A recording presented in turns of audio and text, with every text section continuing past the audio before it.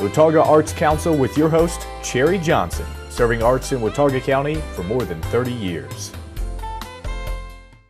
Hi, I'm Cherry Johnson with Watauga County Arts Council, and I hope you know that the Arts Council has a great facility, and in that facility we teach workshops and classes. And I have with me JoAnn Pippin, who has talked with us several times already, but she's here to talk about what we're offering in the spring series.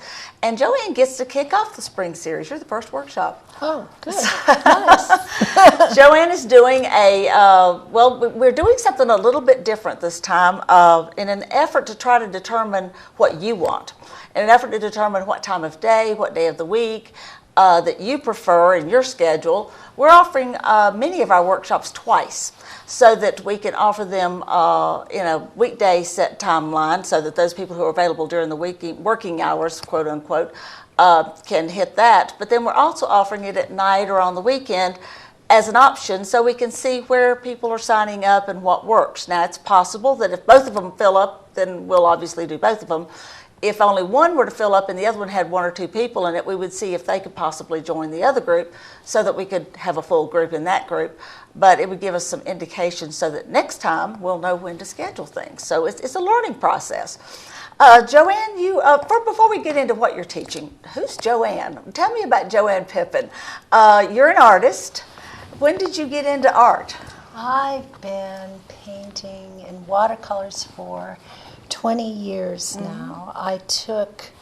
I knew I was about to retire, and we were living in Old Town Alexandria, Virginia. So I took classes at the Torpedo Factory Art School. Oh, I want to go there. For 5 years before I retired, and then I was kind of all set to get going.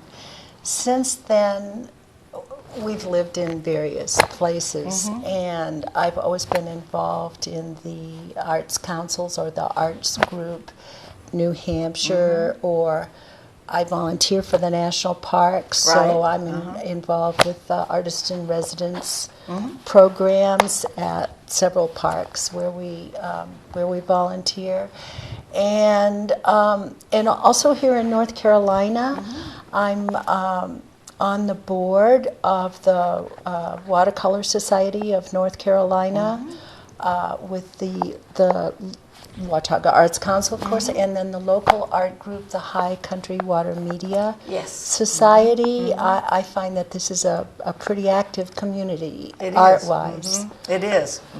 And we're delighted that we have so many wonderful artists in our community. It just makes it so vibrant and so beautiful. Yeah. So many well, it's an inspiring place. It is. So it is. No wonder.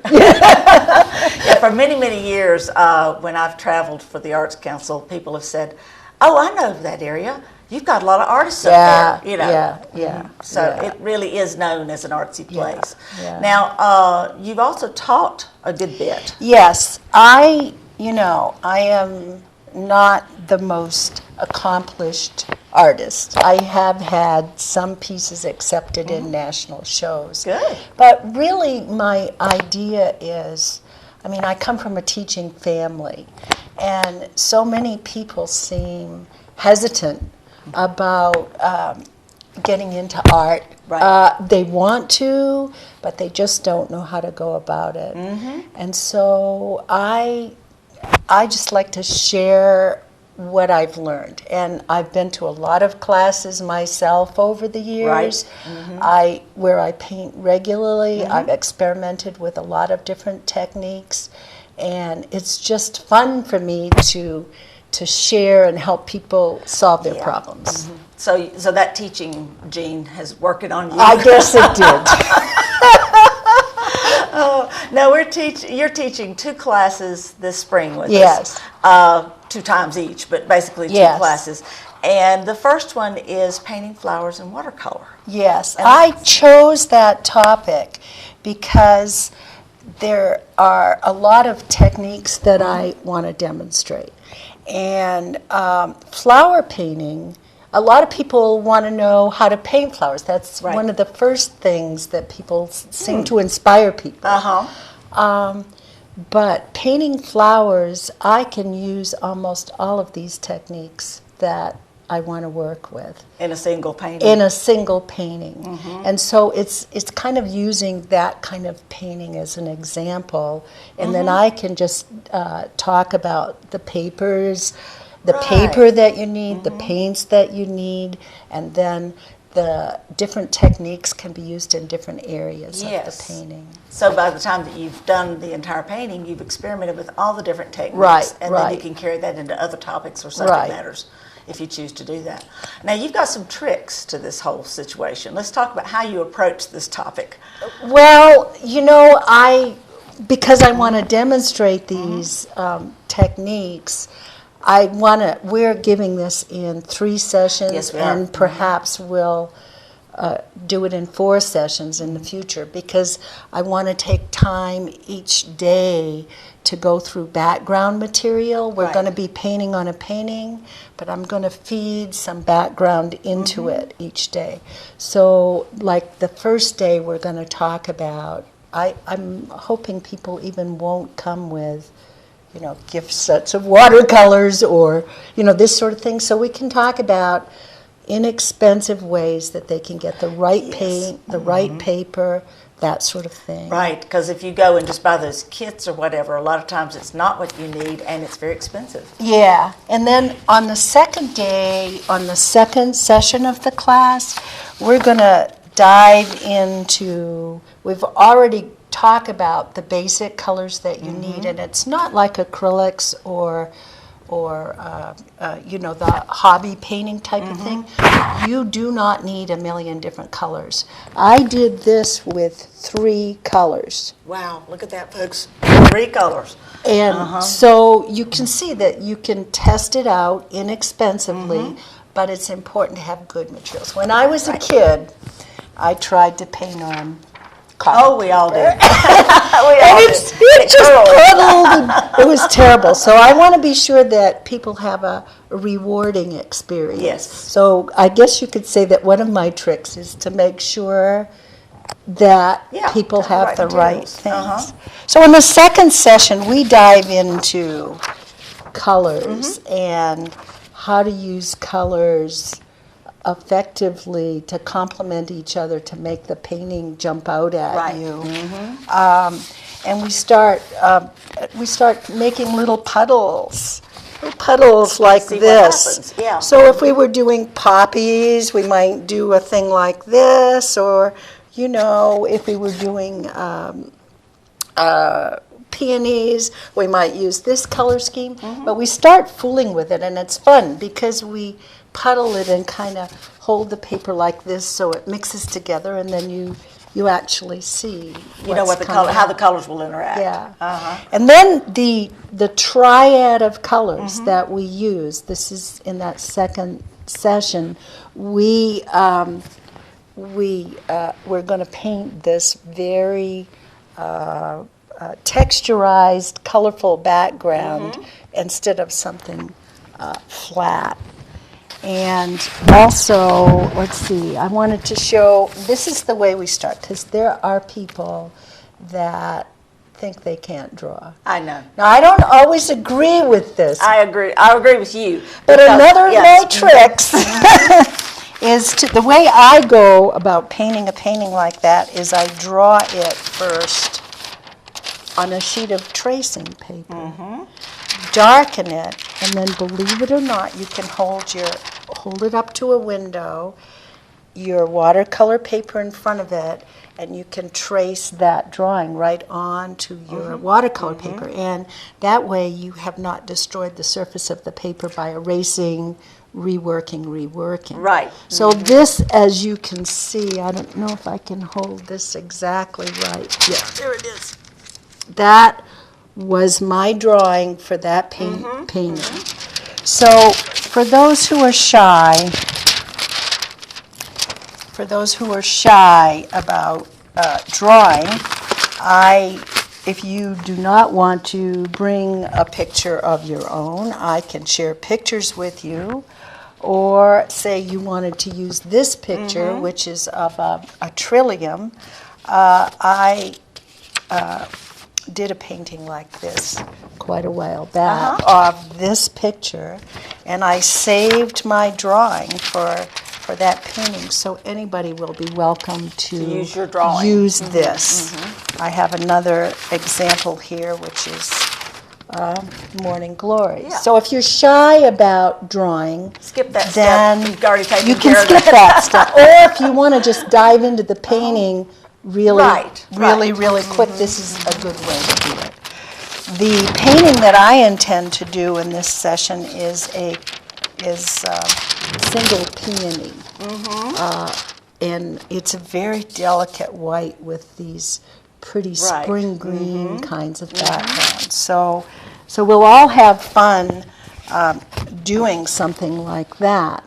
And so as I said, once you transfer your drawing to this, then I'm not going to give away all my secrets, but then if you we start by wetting the background and really just dropping the colors in that we're going to use here. So it'll only go in those places. And it won't go in the dry part of the paper, it will only go in the wet part. That's cool. And then you get a background that really coordinates with your flower. Right.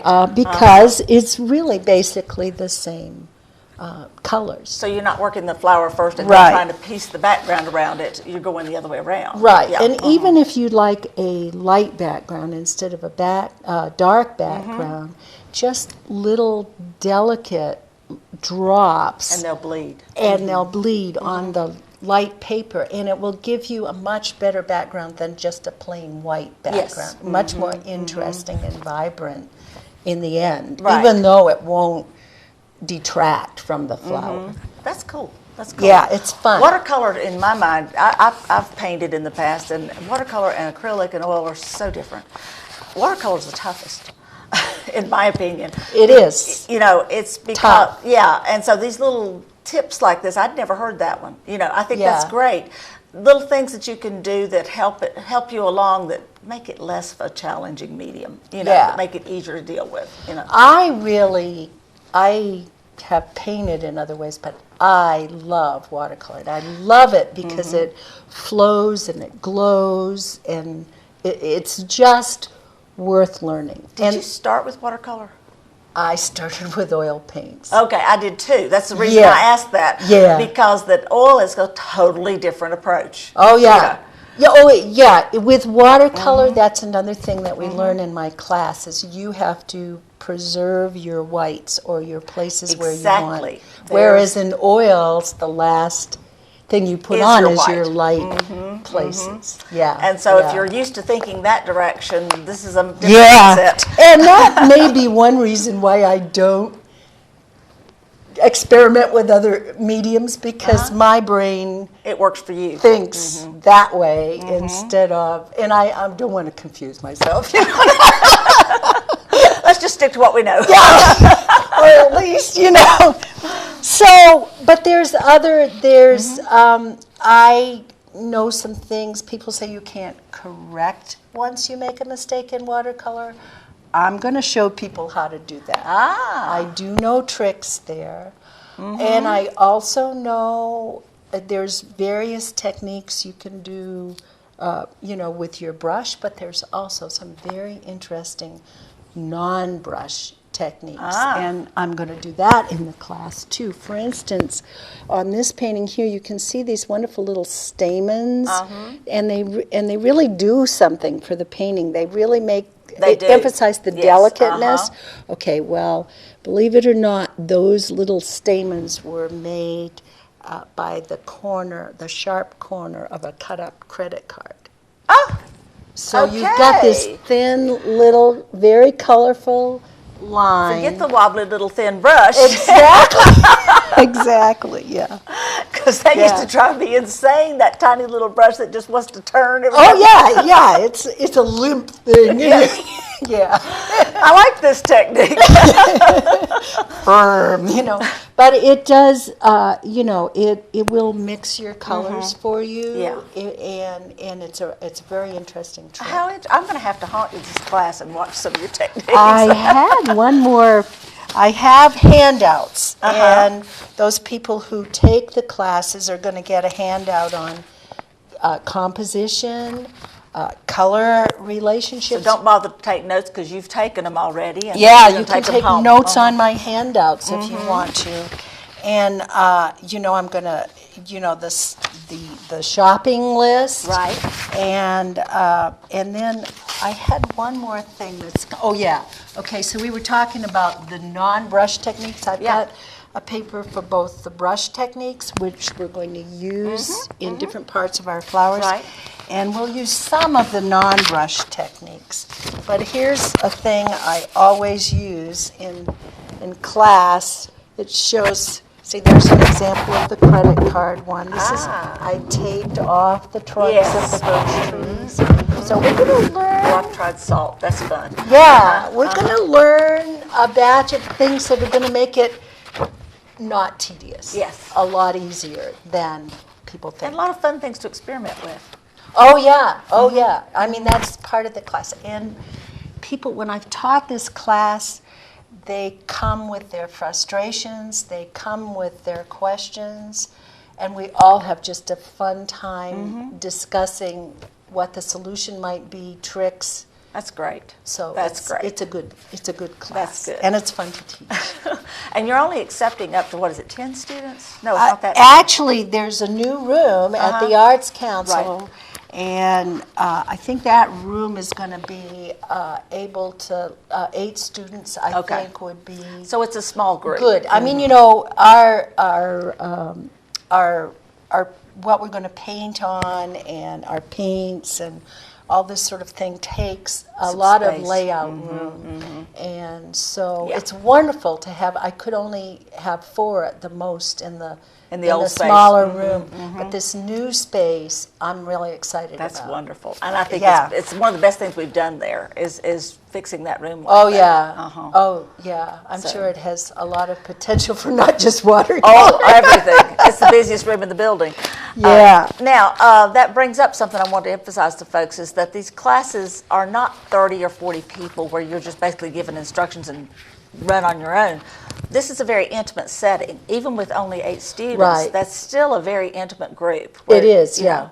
And this this interfacing and inspiration that happens, that's why I like to have a small group, because that doesn't happen in larger groups. Absolutely. And I do give the class a couple of times a year, so it gives people who maybe had to opt out the first time another chance. Right. And you and I were talking about you're going to do it this time in 3 sessions, and then probably in the summer we'll do a 4-session version. Yeah. I had some feedback from another class, and they really would have liked to.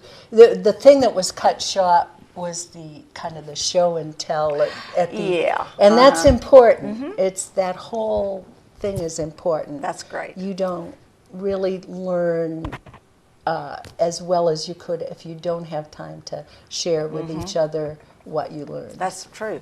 Now, do we want to say anything else about the painting, and then I want to move to the other workshop? Yeah, I was just going to say there's a couple of reasons that flower painting is really interesting. You can, this is my original painting, and off that, this is going to segue to the other thing. Off that, I can make reproductions such as these.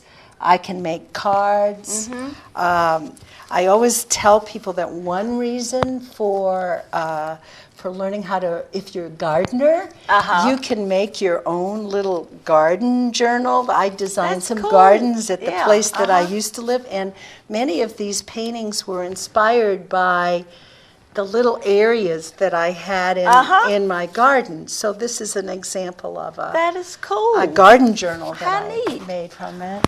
And then as an artist, I realized that I had quite a body of these flower paintings. I did these mostly in New Hampshire. Right. So I actually, in the end, have this brochure of all my flower paintings. So this is the segue really here, because my other class, and this took me this is like a self-taught thing, because I began trying to do this in 1995. It was that I realized I wanted to have a record of my paintings after I painted them, before they got sold or because once they're sold, you may never see them again. Whatever, exactly. I actually had lost I had sold 2 paintings to people who then moved away really quickly, and I realized I never had an image, and they were favorites. And it was gone. And it was gone. It was absolutely gone, and I didn't have their address to ask them to take a photo. So it's very unlikely, it became serious to have a record of each painting as I finished it. So I started with photography. Of course, I tried it myself, and if the light isn't even, it's not good. And then I had friends who were professional photographers, so I took my problem to them. Right. Now the problem there was this was on the edge of digital photography, and some of my friends were developing in dark rooms already. Right. And the colors, either way, digital or as a photograph, were not satisfying to me in terms, I don't have to be exact right on, but I have to have the, I have to have the contrast that I built up there, and I definitely want the colors to be the same shades that I used. Because you picked them for a reason, and you want it to stay that way. So it progressed, and I decided that I would scan my own paintings. Okay, so that's fine on paintings that are, 8 by 8 or something like that. And I got Photoshop, and I learned to adjust them in Photoshop. Okay, Photoshop, I was using it for just a bare minimum reason. And it was so complex that I spent about 6 months trying to learn what I wanted to do on my own. And I just finally threw up my hands. Another photographer friend of mine, who is kind of a techie, was giving a Photoshop class for photographers. And I said, I have a special need for this. And he said, don't worry, just come to my class and we'll address your needs as well. Wow. So I took that class, and that was a wonderful thing to do. So some of that knowledge I'm passing on in this class. Now this class, I know that the people who take this class, I've given it I think twice in the past, I know that they have things that they want to do. It might be that they're photographers. They probably know more about Photoshop than I do. Or it might be that they're artists, and there's various reasons for artists to do this. You might want to, there's that thing of recording what you've done. And by the way, I think I dropped the ball. I was saying, it was fine for smaller things like this. Well, with Photoshop, I learned that I could scan the larger ones in 4 pieces, knit them together, and so I could create a file the size of the original file. That's an interesting. And you would not know that it had been mechanically. Having done a little bit of graphic work, I know how challenging that could be. Wow. So anyway, what I do, you might want to have an inventory record of your paintings, or if you have an exhibit, or if you want to want to send some pictures of your work to a place that might want to exhibit your work, I've found that I can produce nice little catalogs like this. You know, here's all the information they need to put the right label on the right. I'll give you another reason that's helpful. We do regional artist project grants, and the artists are asked to send us images, digital images, and usually they're on a CD. Yeah. And I've got this random CD, and I've got a group of folks I'm showing all this to, and it's just there's an image. Yeah. Nothing else. Yeah. If they include that, what you just showed, in their packet, information packet, then your panel can sit there and go, oh, that's so-and-so. Exactly. You've got all the information. It's not in a file name or something like that. Right. And then they know that they can look and go back and look at it and say, oh, I remember this artist. They're the ones that did this and this and this. And it makes sense to, for the panel. Yeah. So for you that are applying for grants, this is tremendously helpful to get this information. Yeah. So I'll definitely be putting a little bug in some ears. Okay. And they can come learn how to do it. Okay, so I make my business cards from my paintings. I can just adjust, I make cards. Greeting cards. Okay, so this was a set of cards. I did a boathouse series. I painted 25 boathouses of neat old-fashioned things on Lake Sunapee in New Hampshire. Well, I could not only package them in smaller groups, but I could put a label on the back of them that showed which cards were in that package. We have packages of gift cards in our gift shop that artists have done. And when someone asks, we have to open the package so they can see the images. So they need that. Yeah. And this is once you've got your copy, and I tell how to resize it for various purposes. You've got a gold mine of things you can do with it. I guess I should mention that this was one of my Christmas cards. I've done a Christmas card from Prince every year. And then I do commissions for people. This was for this beautiful scene. Oh, nice. Was for by a bridesmaid for a couple who got married in the early evening in Portsmouth, New Hampshire. And I did she commissioned the painting for the couple. But I also always include a few note cards in the package to the person who commissioned it, because they're very involved in the whole process. And they can remember it that way. Yes, That's right. wonderful. Now, the last one I did, the woman was retiring and 6 of her office mates had purchased it for her. So I made her 8 note cards, 2 for herself, but 6 so she could use them as thank you cards. That's perfect. Absolutely perfect. It was. It's just fun. Once you have the ability to do this, there's all kinds of possibilities. Now, for that class, do they bring anything with them, material-wise or equipment-wise? No. What I do is I take a couple of my paintings and scan it. We start from step 1. We scan it, we adjust it for the color coordination with the actual painting itself.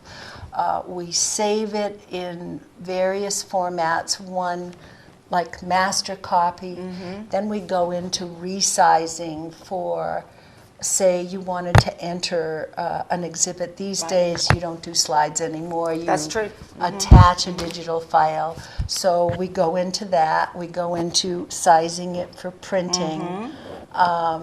And it's really, the thing about Photoshop is it's so complex, but once you narrow it down to just the things an artist wants to be able to do with it, it simplifies the whole thing. And makes it work. Yeah. So you can, you're not overwhelmed. Yeah. Yeah.